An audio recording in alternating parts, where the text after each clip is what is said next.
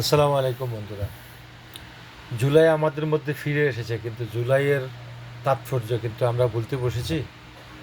সেটি অনুধাবন করার জন্য আপনি মিটফুটে ঘটে যাওয়া হত্যাকাণ্ডটিকে অনুধাবন করলে পাবেন।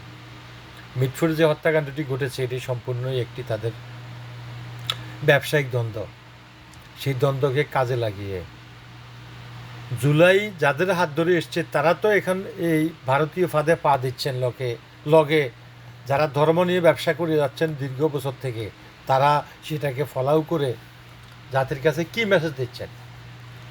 মেসেজ একটাই, যে আপনাদের অনেকের কারণে 24-এর ফালিয়ে যাওয়া অপশক্তি ফিরে আসার সম্ভাবনার ক্ষেত্র তৈরি করে দিচ্ছেন।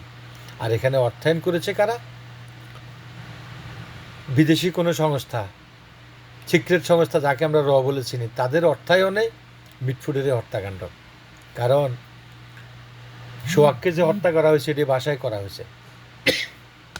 তার লাশটাকে রাস্তায় টেনে এনে ক্যামেরা অন করে শুটিংয়ের মধ্য দিয়ে মারার মানেটা কী?